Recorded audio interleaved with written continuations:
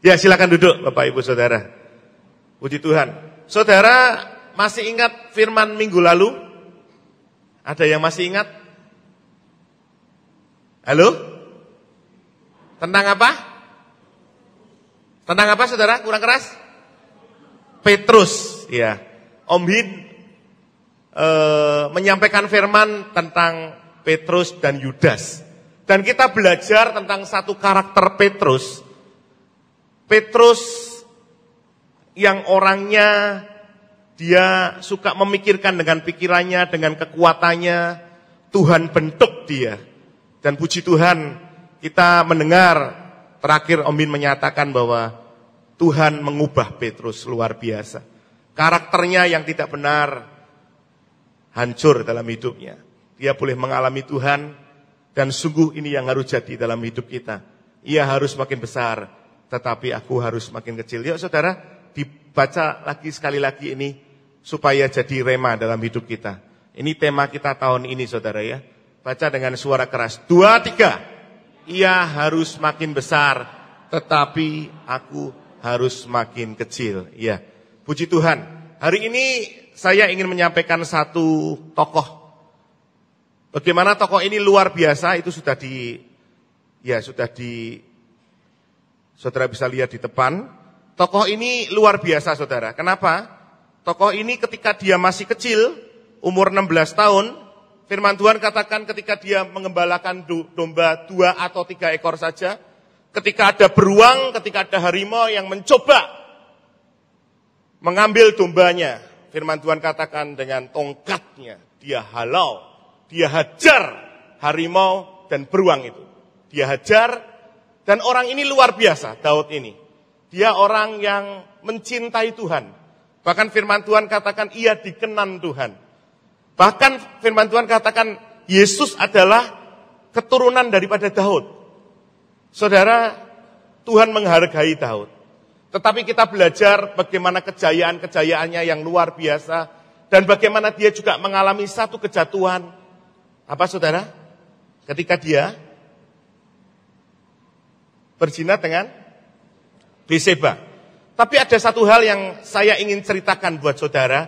Dan kita akan belajar saudara dan saya. Satu peristiwa yang mungkin kita pernah dengar. Tetapi kita akan sama-sama renungkan. Mungkin ada sifat Daud ini yang masih ada dalam hidup saya dan saudara. Yang perlu kita berkata Tuhan, aku mau karakter Kristus itu ada dalam hidupku. Aku tidak mau yang ini ada dalam hidupku Tuhan. Aku mau letakkan, aku mau buang jauh-jauh supaya Tuhan yang dinyatakan dalam hidupku. Amin saudara. Kita akan buka di dalam 1 Tawarik. Ya next tolong. Ya. 1 Tawarik 21 ayat 1 sampai 17. Saudara, ayat ini sama dengan ayat 2 Samuel 24 ayat 1 sampai 17. Ayatnya sama dan menyinggung dengan hal yang sama. Tapi kita akan baca 1 Tawarik 21 saudara. Kita akan baca 1 Tawarik 21 ayat yang pertama sampai yang keempat saudara. 1 Tawarik 21 ayat 1 sampai yang keempat.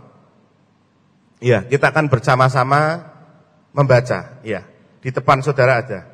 2, 3. Iblis bangkit melawan orang Israel dan ia membujuk Daud untuk menghitung orang Israel. Lalu berkatalah Daud kepada Yoab dan kepada para pemuka rakyat, pergilah, hitunglah orang Israel dari Beersheba sampai dan bawalah hasilnya kepadaku, supaya aku tahu jumlah mereka. Lalu berkatalah Yoab, kiranya Tuhan menambahi rakyatnya 100 kali lipat daripada yang ada sekarang. Ya Tuanku Raja, bukankah mereka sekalian hamba-hamba Tuanku? Mengapa Tuanku menuntut hal itu? Mengapa orang Israel harus menanggung kesalahan oleh karena hal itu? 4. Namun titah raja itu terpaksa diikuti oleh Yoab, maka pergilah Yoab menjelajahi seluruh Israel, kemudian kembali ke Israel. Kita baca dalam 2 Samuel, pasal yang ke-24, saudara. Ayat yang kedua sampai yang keempat. Kita baca sekali lagi ayat ini. 2, 3. Lalu berkatalah raja kepada Yoab dan para panglima tentara yang bersama-sama dengan dia. Jelajahilah segenap suku Israel dari Dan sampai Berseba, adakanlah pendaftaran di antara rakyat, supaya aku tahu jumlah mereka. Lalu berkatalah Yoab kepada raja, kiranya Tuhan Allahmu menambahi rakyat 100 kali lipat daripada yang ada sekarang. Dan semoga mata tuanku raja sendiri melihatnya. Tetapi mengapa tuanku raja menghendaki hal ini? 4. Namun titah raja ini terpaksa diikuti oleh Yoab dan oleh para panglima tentara. Maka pergilah Yoab dan para panglima-panglima tentara itu atas perintah raja untuk mengadakan pendaftaran di antara bangsa Israel. Saudara, ayat ini dilatar belakangi ketika Daud sudah menyelesaikan semuanya.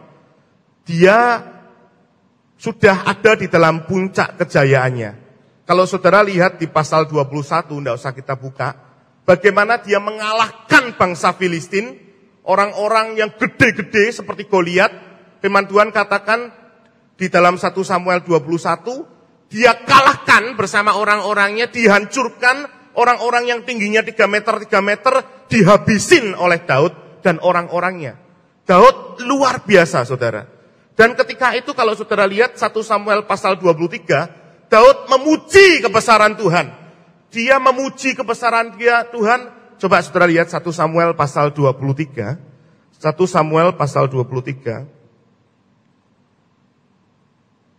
22 saudara. 1 Samuel pasal 22.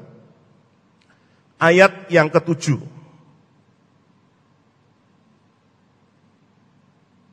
Ya. Saudara bisa kita baca bersama-sama. 2 Samuel 22 ayat yang ke-7. Ya. Ayat yang ke-7. 2 Samuel 22 ayat 7. Yuk kita akan baca bersama-sama. 2, 3. Ketika aku dalam kesesakan, aku berseru kepada Tuhan. Kepada Allahku aku berseru, dan ia mendengar suaraku dari baitnya. Teriakku minta tolong masuk ke telinganya. Jadi Daud, dia menyanyikan puji-pujian ketika dia sudah tahu bahwa dia melakukannya itu karena Tuhan. Jadi saudara, ketika dia mengalahkan Filistin, ketika dia menghancurkan Goliat, ketika dia menghalau beruang dan harimau, ketika dia kalahkan musuh-musuhnya, sampai firman Tuhan katakan, Saul mengalahkan beribu-ribu, tetapi Daud mengalahkan berlaksa-laksa. Ini dahsyat. Daud ini orang yang hebat dalam pertempuran. Dan saudara lihat, ini kata Daud, ayat yang ke-31 saudara. 22 ayat yang ke-31. Iya, 2, kita baca bersama-sama. 2, 3. Adapun Allah, jalannya sempurna. Sabda Tuhan itu murni. Dia menjadi perisai bagi semua orang yang berlindung padanya. Dia sangat mengakui bahwa Tuhan itulah adalah perisai. Dia sangat mengakui bahwa Allah yang dia sembah, Allah yang dia muliakan itu adalah perisai yang melindungi dia, yang menopang dia, yang membuat hidupnya berhasil. Dia sangat tahu itu. Dan dia katakan itu dalam 2 Samuel 22. Itu dia tahu itu saudara. Dia menyadari itu. Coba kita lihat lagi ayat yang ke-40 dan 41. Saya tunjukkan buat saudara. 40-41 sekali lagi kita akan baca. 2, 3. Engkau telah mengikat pinggangku dengan keperkasaan untuk berperang. Engkau tundukkan ke bawah kuasaku orang yang bangkit melawan aku. Perhatikan saudaraku. Dia katakan 40. Engkau Tuhan telah mengikat pinggangku dengan keperkasaan kata Daud. Untuk berperang. Engkau tundukkan ke bawah kuasaku orang yang bangkit melawan aku. Daud menyadari bahwa Tuhan yang berperang menggantikan dia, menghancurkan musuh-musuh di depan dia. Daud sangat menyadari itu. 41. Kau buat musuhku lari daripadaku, orang-orang yang membenci aku, mereka binasakan. Saudara, Daud sangat mengerti itu. Dia menyadari bahwa Allah yang dia sembah, Allah yang dahsyat, yang menjadi perisai dalam hidupnya, yang melindungi dia. Saudara, tetapi sekali lagi, Kita harus tahu ayat ini, saudara. Ini harus jadi rema dalam hidup saya dan saudara. Kenapa? Seorang yang seperti Daud, yang hidupnya bergantung penuh kepada Tuhan, dia juga bisa mengalami satu hal yang menjadikan Allah marah dalam hidupnya. Coba saudara kita lihat di dalam 2 Samuel 24. Tadi kita baca bahwa Yoab sebetulnya, panglimanya Daud, tahu bahwa ketika dia menghitung sensus itu akan terjadi suatu malapetaka, saudara. Kenapa? Saudara lihat di Kejadian 20 ayat 12. Kejadian 20 ayat 12. Kenapa Yoab, kalau saudara, Keluaran 30 ayat 12. Keluaran 30 ayat 12. Saya lagi cari ayatnya. Iya. Mengapa Yoab takut? Ternyata ini ada ayatnya. Mengapa si Yoab ini takut, saudara? Apabila engkau menghitung jumlah orang Israel pada waktu mereka didaftarkan di sensus, Daud lagi sensus tadi, dalam 2 Samuel 24 dan 1 Tawarik 21 itu, maka haruslah mereka masing-masing mempersembahkan kepada Tuhan uang pendamaian karena nyawanya pada waktu orang mendaftarkan mereka, supaya jangan ada tulah di antara mereka pada waktu pendaftarannya. Yoab tahu berbahaya ini Daud, sampai dia harus berdebat dengan Daud. Jangan tuanku, dia sanggup memberikan tentara 100 kali lipat. Kenapa dia katakan itu? Dia tahu ayat ini. Apabila engkau menghitung, engkau harus mengadakan saudara, mempersembahkan kepada Tuhan uang pendamaian. Daud tidak lakukan itu. Saudara, dia melihat dia dahsyat, dia luar biasa. Daud yang kita lihat, saya bacakan buat Bapak Ibu Saudara, bagaimana dia yang mencintai Tuhan. Tuhan, kau perisai, kau pelindung. Tapi ketika dia mempunyai kemauan, saudara, hitung semua rakyatku, baik tentara, baik rakyatku, semua hitung. Yoab dan panglima tentara ini sedang ngomong, jangan tuanku, jangan, tetap dihitung sama Daud. Coba saudara kita lihat kemudian apa yang terjadi ketika Daud menghitung. Kembali kita buka tadi 2 Samuel 24, saudara.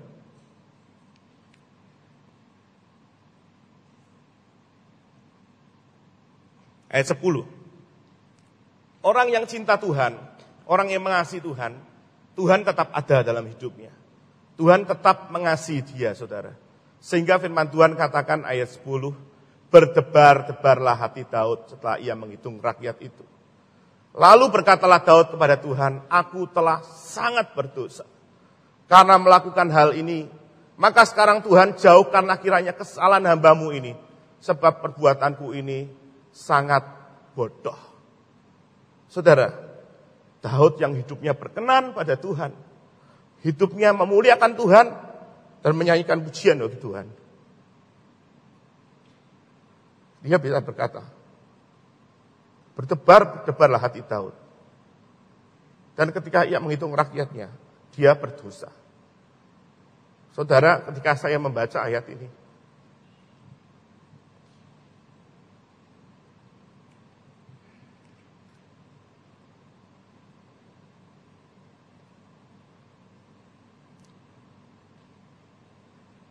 kadang-kadang dalam hidup kita tanpa kita sadari, saya saudara seperti Daud. Seringkali kita berkata, Tuhan, Engkau dimuliakan dalam hidupku. Tetapi bukan Tuhan, tapi saya. Tapi saudara, dan Tuhan tidak ingin ini terjadi dalam hidup kita. Saudaraku yang dikasihi dalam Tuhan, kemudian kalau kita melihat ayat ini, Tuhan melalui seorang nabi, dia berkata, ada 3 tulah yang aku berikan kepadamu.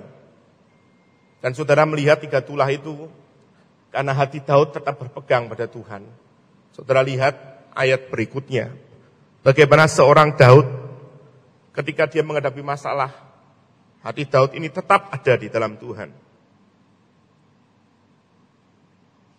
Coba saudara lihat ayat yang ke-13.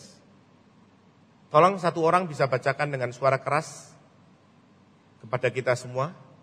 Mari seorang bapak, ada mic bisa tolong dibantu. Ayat 13 sampai yang ke-15. Mari bisa ada yang bantu saya. Bagus. Bagusnya Agatha. Tolong dibaca bagus. Terima kasih Pak Ani. 2 Samuel 24 ayat 13 sampai 15.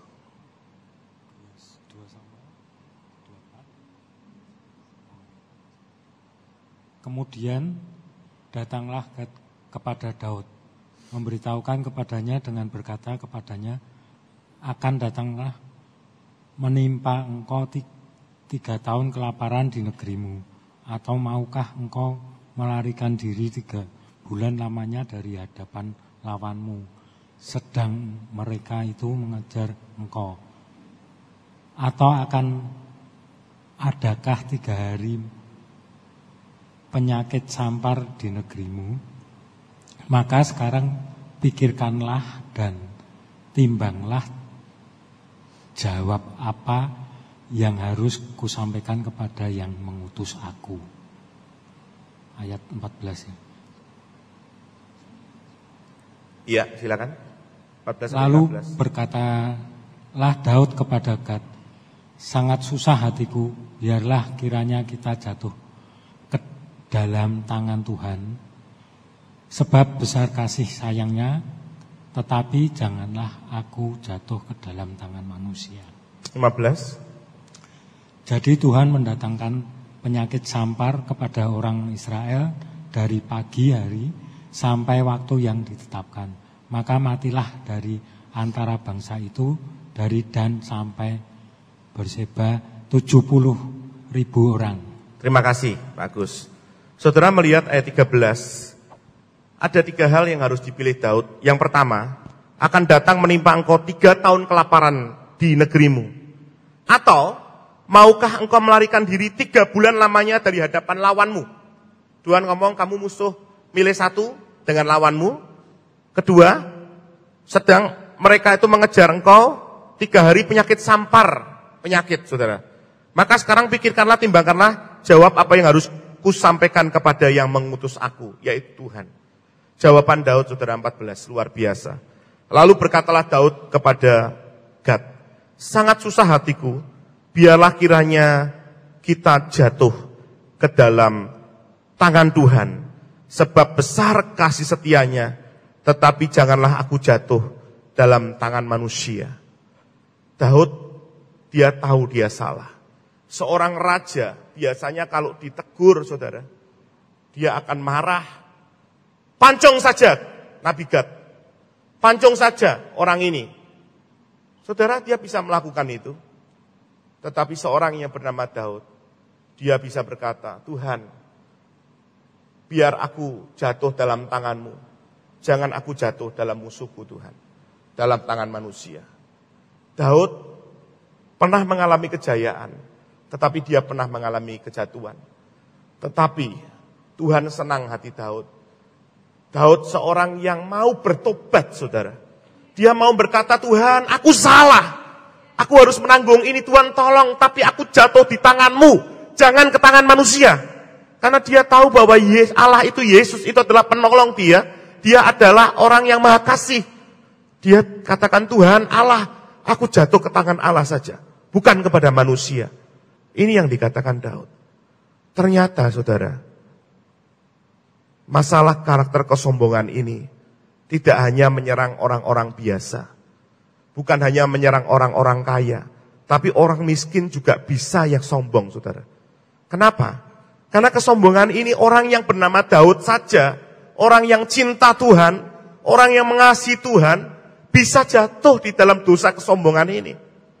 Saudara, ketika dia akhirnya bertobat, kalau saudara lihat, nanti kita akan baca terakhir 1 Tawarik 29. Dia persembahkan banyak berkat yang dia terima kepada Tuhan untuk pembangunan bait Allah. Tuhan berkati hidupnya ketika dia bertobat, saudara. Tolong PowerPoint-nya, Coach. Saudara, saya berusaha untuk memberikan satu definisi untuk kesombongan itu apa, saudara? Next, Coach. Next. Iya. Kesombongan, saudara, itu menurut Kamus Besar Bahasa Indonesia, itu adalah menghargai diri secara berkelebihan, songkak, pongah, itu kesombongan. Kesombongan itu berarti meninggikan diri, bermegah, berkata tentang dirinya lebih, berbuat, jadi berkata, berbuat, berpikir dengan congkak, saudara. Itu kesombongan. Seringkali tanpa kita sadari kesombongan itu ada dalam diri saya dan saudara. Kenapa? Ini terjadi dalam diri Daud, saudara. Seorang yang mengagumi Tuhan dan berkata bahwa dia adalah perisai dalam hidupnya. Saudara, tentang kesombongan ini Tuhan sangat berkata keras. Menurut Alkitab, saudara, next Coach. Amsal 16 ayat 18-19. Kita akan baca Amsal 16 ayat 18 sampai 19. Amsal 16 ayat 18 sampai 19. Iya. Saya akan bacakan buat saudara. Kecongkaan mendahului kehancuran dan tinggi hati mendahului kejatuhan. Kecongkaan mendahului kehancuran. Orang yang sombong pasti hancur, saudara. Orang yang sombong, baik pikirannya sombong, baik perbuatannya sombong, baik perkataannya sombong, nggak terlihat, orang lain nggak lihat, tetapi tiba-tiba hancur, saudara. Ini kecongkaan mendahului kehancuran, dan tinggi hati mendahului kejatuhan. Ayat 19 bagus sekali, saudara. Lebih baik merendahkan diri kepada orang yang rendah hati, merendahkan diri, glosor kepada orang yang rendah hati, daripada membagi rampasan kepada orang yang congkak. Daripada membagi berkat kepada orang yang congkak. Jadi orang congkak ini bukan hanya Tuhan tidak suka, tetapi orang buat bagi Tuhan, orang congkak ini malah petaka buat orang yang memberi dia. Ini orang yang congkak, orang yang sombong. Mungkin kita tidak ngerti, aku ini sombong apa enggak sih Pak?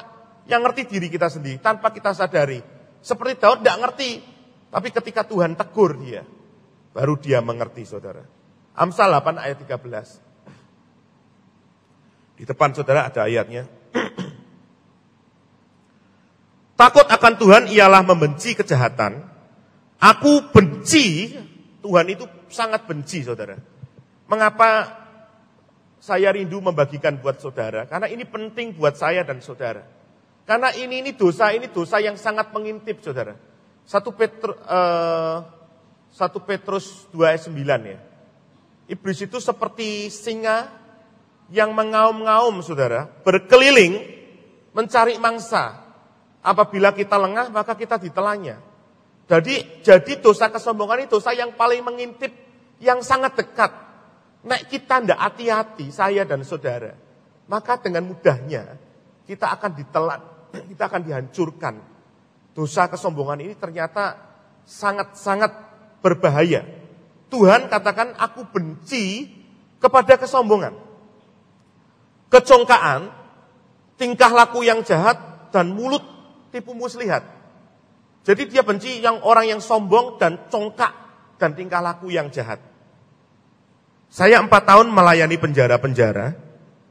Setiap kali saya ketemu dengan teman-teman penjara ini, mereka ini orang-orang yang semangatnya luar biasa. Jujur saudara, pujian kita sama mereka kalah. Saya di sini masih melihat, maaf kalau kata-kata saya salah. Saya di sini masih melihat saudara yang muji Tuhan, di sini ada yang gini. Ada yang tepuk tangan, tidak nyanyi. Kalau di sana, puji Tuhan, semuanya sorak-sorai. Semuanya luar biasa, saudara. Ini bagus, dia memuji Tuhannya bagus. Saya rindu, di dalam nama Yesus, setiap kita punya attitude yang sama kepada Allah. Kita punya, bahwa saudara datang ke sini bukan menghormati pemimpin pujian, bukan menghormati singer, bukan menghormati pemain musik, bukan menghormati Omin dan Bu Ellen. Bukan, saudara menghormati Tuhan. Saudara yang datang ke tempat ini menghormati Tuhan, saudara. bukan menghormati manusia. Jadi saudara, saya harap saudara masing-masing kita ketika engkau datang pada Tuhan, yang engkau pandang ketika engkau datang ke gereja ini, engkau datang kepada Tuhan Yesus. Amin. Amin saudara. Kau yang setuju dengan saya, lambaikan tangan bersama dengan saya. Amin saudara. Kalau saudara rindu, saudara hatimu diperkenan, saudara harus full sama Tuhan, full heart. Harus sungguh-sungguh hatimu ini fokus kepada Dia. Saudara datang ke tempat ini memuji Tuhan bukan untuk song leader, worship leader, bukan untuk pendeta saudara, tapi untuk Tuhan. Saudara, ketika saya melayani di penjara ini, saudara, mereka kalau muji Tuhan luar biasa. Saya bilang sama mereka, kamu keluar dari tempat ini, kamu harus hidup baik, hidup benar. Kira-kira 70-80 orang lah.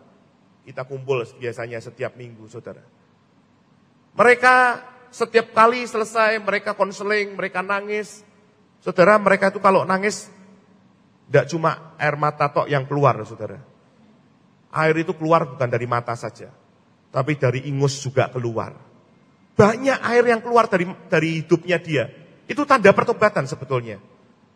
Tetapi saudara, mereka selalu berkata gini, Pak, saya pasti hidup baik, Pak.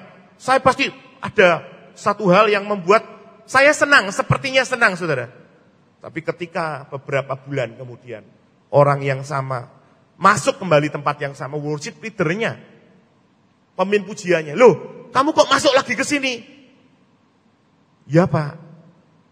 Kenapa kamu masuk? Pasal 378 Pak, penggelapan. Loh, kamu kok masuk ke sini? Katanya kamu bebas. Ternyata dalam dirinya, aku bisa, aku sanggup, saya sombong Pak. Saudara, dia masuk bukan hanya sendirian. Loh, ini siapa orang ini? Saya bilang, bapak saya Pak. Loh, kamu keluar kok malah ngajak orang masuk ke dalam? Jadi dia ajak bapaknya untuk melakukan penggelapan, pencurian seng, saudara. Sehingga bapaknya ikut ditangkap dan masuk penjara. Orang yang sombong pasti hancur. Dia menganggap dia bisa, dia luar biasa. Akhirnya dia hancur. Kecongkakan, itu berbahaya, saudara. Naik kocek, tolong kocek. Ya, saudara, apa saja sih kesombongan dalam hidup kita? Saya dan saudara, mari kita berdoa dan mari kita bersekutu pada Tuhan, introspeksi. Kalau ada saya dan saudara, sekali lagi firman Tuhan itu kan bukan hanya untuk saudara, tapi untuk saya terlebih dahulu. Jadi saya bagikan karena saya mengalami dulu, saya bagikan buat saudara. Supaya kita semua boleh bertobat dan memuliakan Tuhan. Amin saudara. Yang pertama apa? Kesombongan dari prestasi, pencapaian atau pekerjaan, saudara. Prestasi, kesombongan itu bisa berbahaya. Tanpa kita sadari, Daud mengalami itu. Daud tanpa dia sadari, dia sombong. Prestasinya luar biasa. Dia taklukkan Filistin, dia taklukkan bangsa-bangsa. Dia punya banyak sekali prajurit, dia punya banyak sekali rakyat. Dia luar biasa. Sehingga Daud sombong terhadap prestasinya, pencapaiannya, saudara. Dia sombong, saudara. Saudara, kapal Titanic. Amin pernah menyampaikan di sini, tapi saya akan mengulas tentang kapal Titanic, saudara. Kapal Titanic itu berdiri tahun 1908. Pada 1912, dia berlayar, ada 2000 lebih, saudara, yang berlayar. Kemudian, saudara tahu, akhirnya dia apa? Filmnya? Menabrak apa? Gunung es. Kalau saya lihat filmnya, itu dia yang mendirikan, yang membangun, yang menjadi satu otaknya, itu dia berkata, Tuhan pun apa? Tidak bisa apa, Tante? Tidak bisa menghancurkan kapal ini. Didahului dengan kecongkakan, sehingga hancurlah kapal Titanic, saudara. Kapal yang luar biasa itu hancur. Dan 1.512 orang mati, saudara. Kenapa? Karena seseorang yang sombong, orang yang congkak, itu kemudian akan muncul kehancuran-kehancuran. Saudara, pencapaian prestasi pekerjaan, kita harus menyadari bahwa semuanya yang kita miliki itu kepemilikannya dari Allah. Setuju, saudara? Saudara bisa kaya, saudara bisa berhasil, saudara bisa sampai sekarang di tempat ini memuliakan Tuhan karena siapa? Kurang keras. Karena siapa saudara?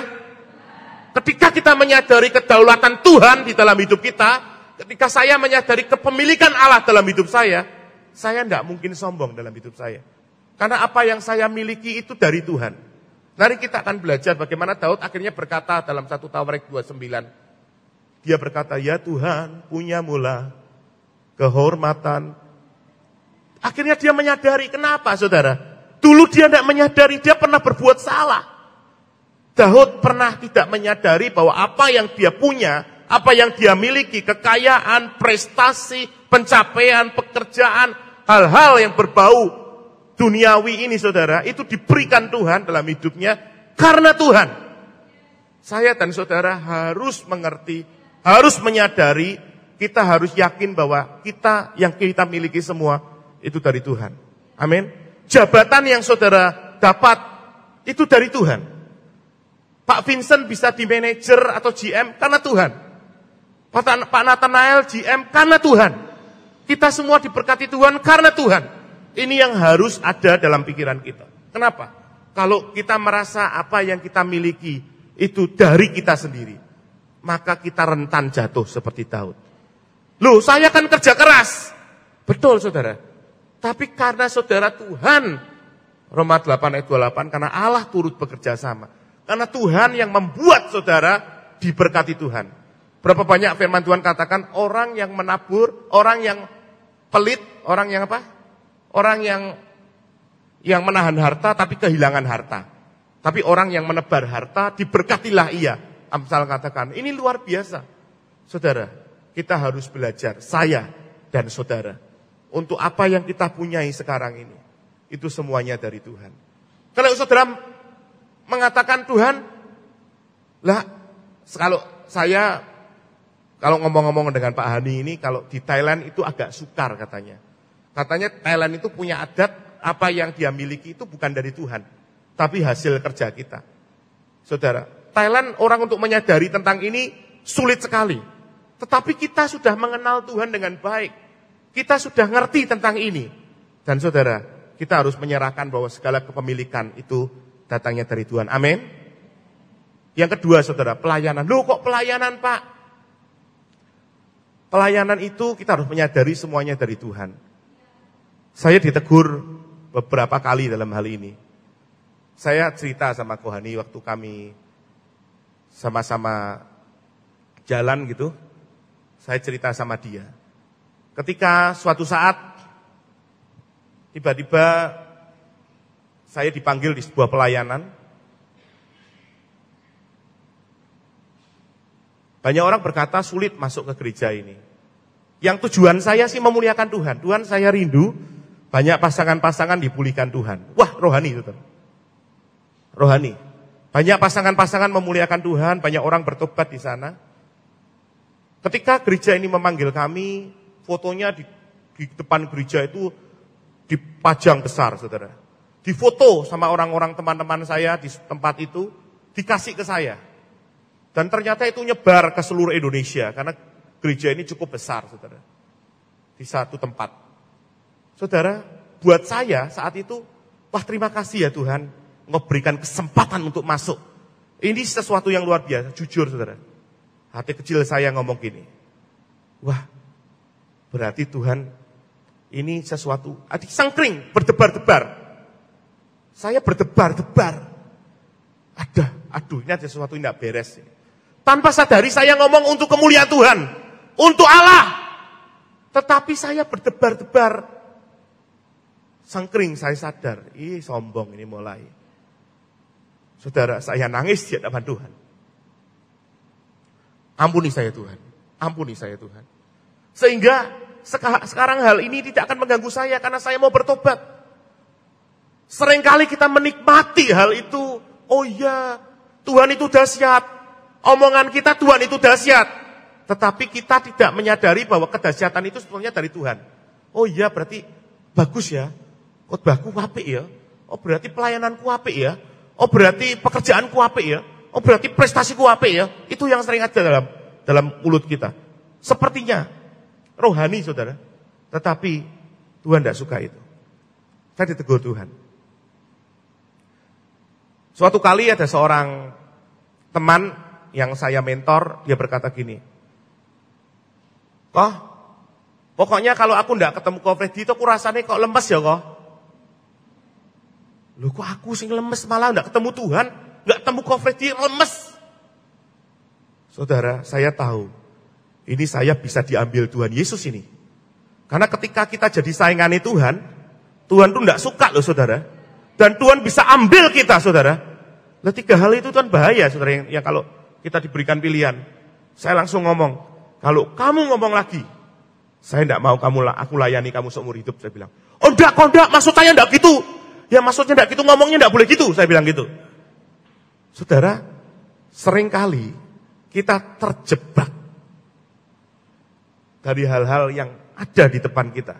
Kalau kita enggak mau on the track terus sama Tuhan, saudara, kita bisa jatuh. Menari, bagus sih, Ning. Nyanyi, narinya kok nyanyi. Kalau nari kan nari ya. Narinya bagus sih, memberkati sekali, Ning. Oh itu kan karena Tuhan. Tapi dalam hati, wah berarti tarianku apik ya. Saudara, tanpa kita sadari, ini bukan Nining ya. Ini contohnya saja. Di tempat-tempat lain banyak ya. Kadang-kadang saudara, kita mencuri kemuliaan Tuhan. Itu kesombongan.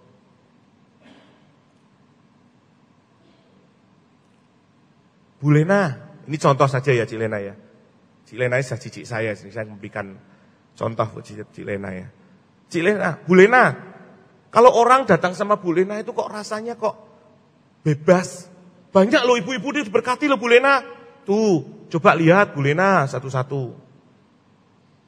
Ketika Cik Lena mulai, oh iya, hatinya ini Tuhan yang membuat mereka bertobat.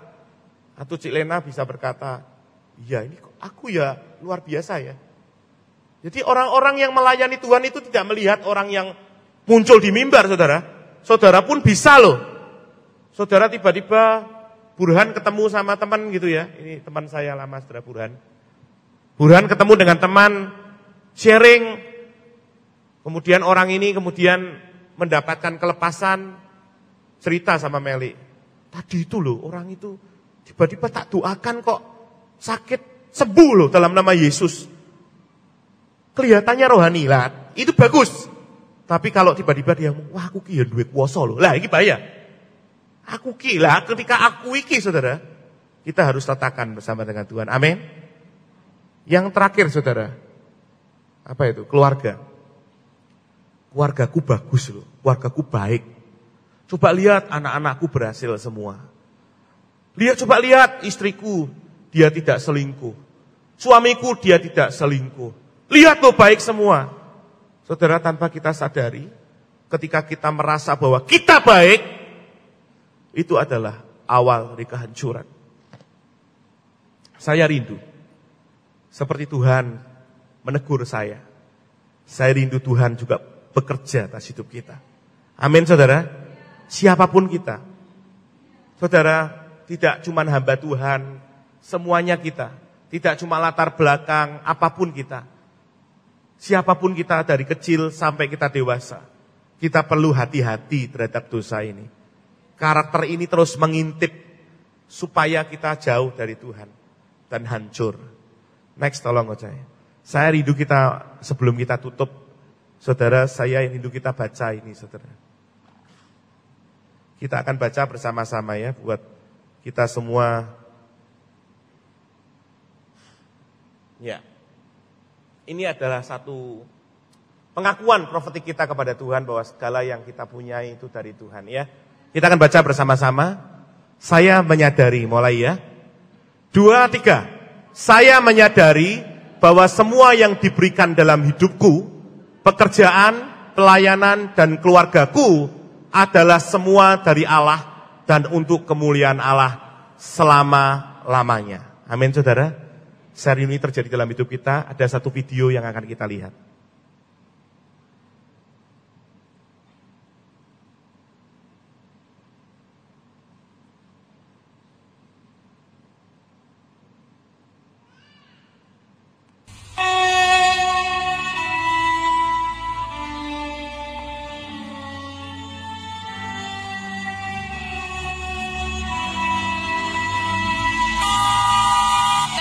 แล้วจะบินเป็นคนหูหนวกแล้วจะเล่นไวโอลินเธอจะบ้าเหรอทำไมไม่ไปเรียนวิชาอื่น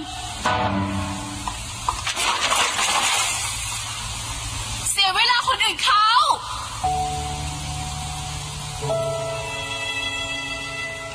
Ini dua orang anak, satunya kaya, satunya miskin. Yang kaya tadi sombong, saudara. Ini yang miskin tadi ternyata dia jumpai ayahnya seorang yang mengamen, saudara.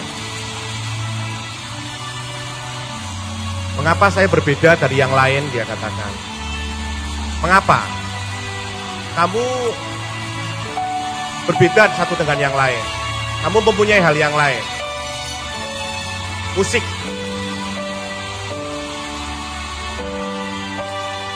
Tutup matamu. Kamu akan melihat.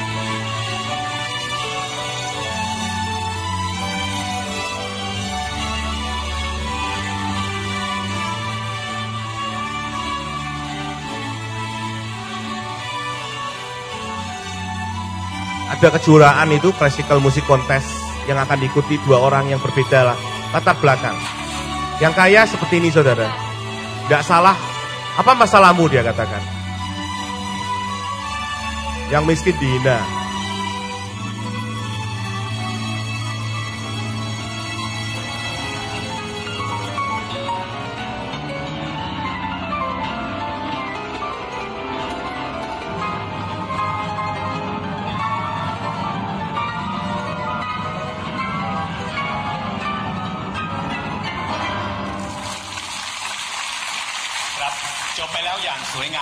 Tampilan yang luar biasa dari konsetan terakhir kita. Sekarang waktunya, dia katakan. Orangnya tidak datang karena tadi dihancurin itu. Biolanya sampai hancur, dia tambal-tambal.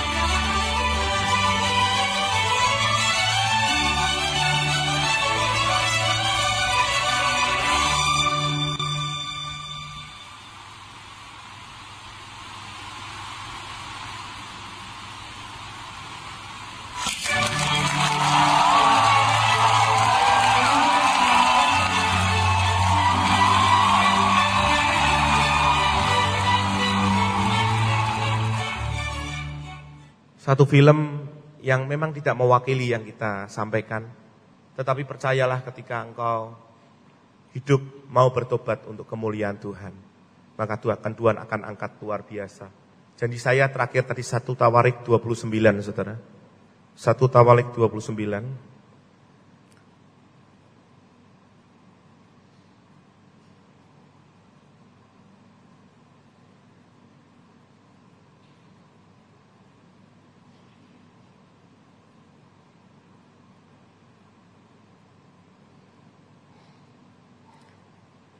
Ayat 11, ayat 10 saya bacakan buat saudara, 10. 1 Tawarik 29 ayat 10. Lalu Daud memuji Tuhan di depan mata segenap jemaat itu, berkatalah, terpujilah engkau ya Tuhan, Allahnya Bapa kami Israel dan selama-lamanya sampai selama-lamanya. Ya Tuhan, punyamulah kebesaran dan kejayaan, kehormatan, kemasyuran dan keagungan. Ya, segala-galanya yang ada di langit dan di bumi ya Tuhan, punyamulah kerajaan, dan Engkau yang tertinggi itu melebihi segala-galanya sebagai kepala. Sebab kekayaan dan kemuliaan berasal daripadamu, dan Engkaulah yang berkuasa atas segala-galanya. Dalam tanganmu lah kekuatan dan kejayaan. Dalam tanganmu lah kuasa membesarkan dan mengokohkan segala-galanya. Sekarang ya Allah kami bersyukur padamu dan memuji namamu yang agung itu. Saudara, biar ini ada dalam hidup kita. Daud pernah mengalami satu karakter yang sering saya dan saudara alami. Dan dia berkata, Tuhan, aku mau jatuh di dalam tangan-Mu Tuhan. Biar kita melakukan hal yang sama. Amin. Kita akan bangkit berdiri bersama-sama. Saya rindu sebelum kita mengakhiri pagi ini, kita punya komitmen baru. Tuhan, aku mau hidupku bergantung penuh pada Tuhan. Mungkin ada satu yang Tuhan ingatkan dalam hidup kita, dan kita mau Tuhan aku letakkan bersama dengan Engkau. Seringkali kadang-kadang kita ngomong, Tuhan pekerjaanku luar biasa karena aku. Saudara, mari berkata, karena mulah Tuhan, pekerjaanku boleh luar biasa. Amin saudara. Semua kita akan tutup mata, kita akan berkomitmen kepada Tuhan.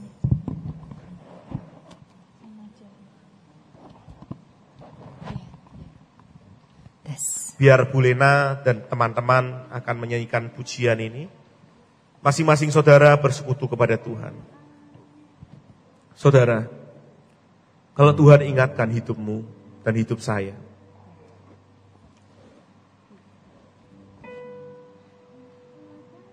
kita rentan dengan kejatuhan. Tetapi kita mau hari ini, seperti Daud berkata, Tuhan aku mau ada di dalam tangan-Mu. Biar setiap hidup kita mengatakan hal yang sama. Aku mau Tuhan, hidupku ada di tangan-Mu. Kalau hari ini Tuhan ingatkan kita dan Kau berkata, Tuhan aku mau, hidupku ada di tangan-Mu seperti Daud berkata. Saudara bersama dengan saya, saudara di tempat saja, angkat tanganmu bersama dengan saya. Ya Tuhan, hidupku ada di tangan-Mu Tuhan.